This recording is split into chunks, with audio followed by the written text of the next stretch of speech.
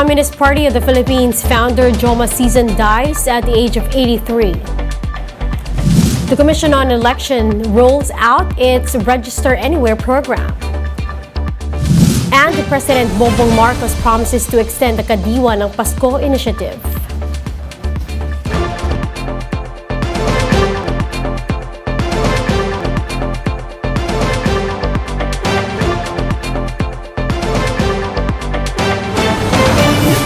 Fast, focused, and fearless. Here's a roundup of stories we're watching now. I'm Riza Diaz. We begin tonight's newscast with the passing of CPP founder Joma Sison. He was 83. The party says Sison died on Friday after a 2-week confinement in the hospital. Sison became CPP founding chairman in 1968 until his capture during martial law. He was detained for 8 years until the fall of the Marcos dictatorship in 1986. Sison had been staying in the Netherlands as a recognized political refugee. Joma Sison's death draws mixed reactions from political personalities and organizations. Vice President Sara Duterte penned a short message on Sison's death, wishing God to have mercy on his soul. The armed forces, meanwhile, extended their condolences, adding that their disagreement ends with Sison's passing. The Makabayan bloc of Congress also paid tribute to Sison, whom they described as a patriot and a revolutionary. On the other hand, former NTF-ELCAC spokesperson Lorraine Badoy took the CCP founder's death as good news. There's no end in sight yet for Peru's political crisis as protests continue across the country. Let's watch this.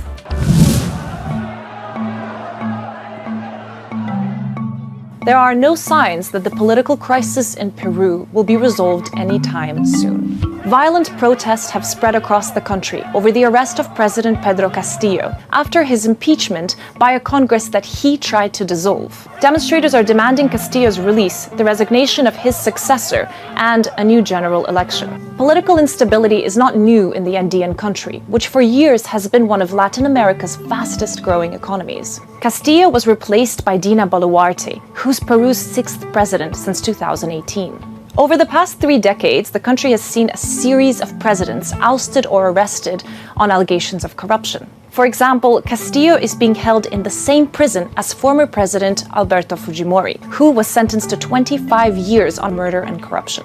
As a concession to protesters, Boluarte wants to hold elections as soon as December 2023.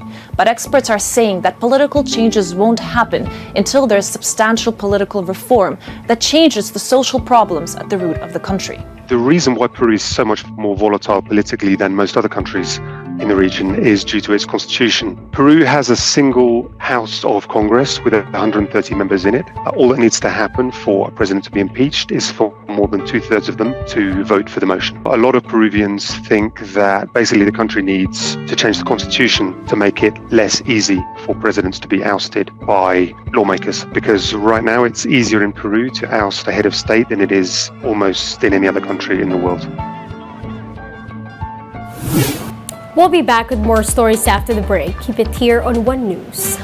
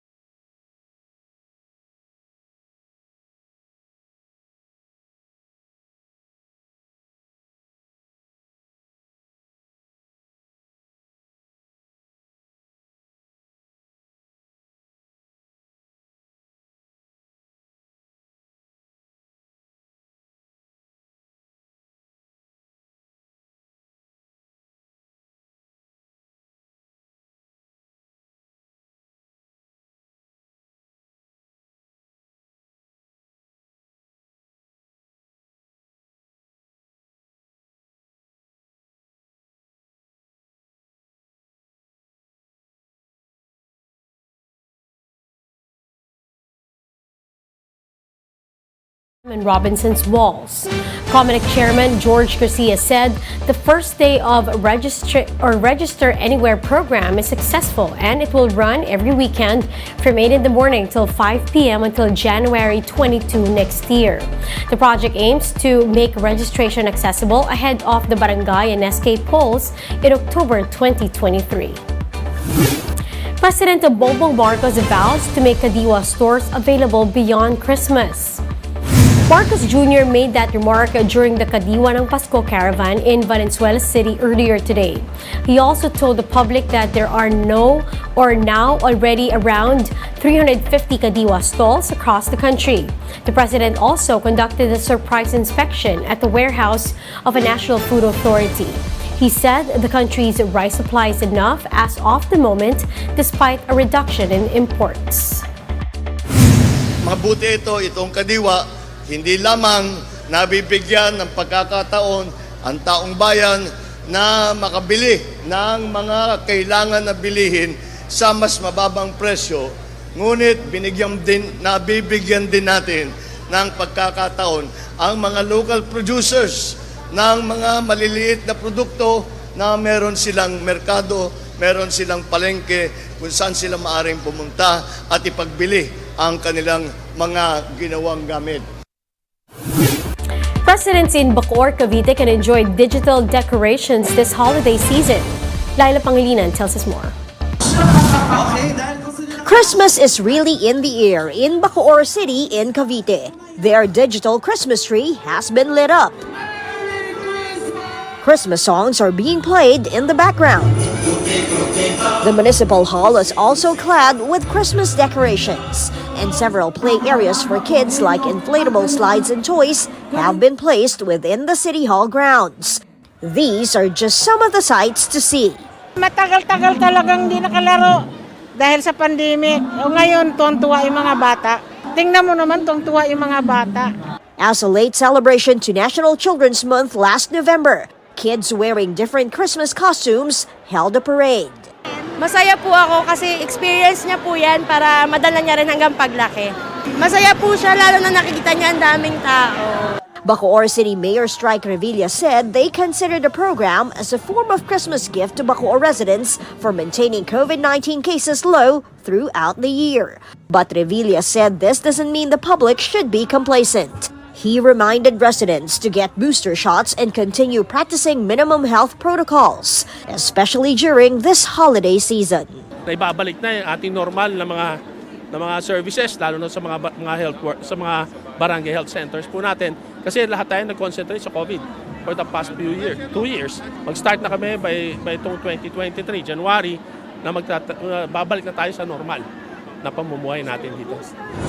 For News 5, Laila Pangilinan. We are One News.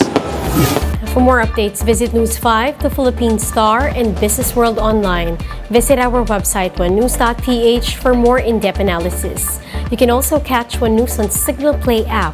Register for a free account now, www.signalplay.com, and stream One News live anytime, anywhere. I'm Riza Diaz. We are One News.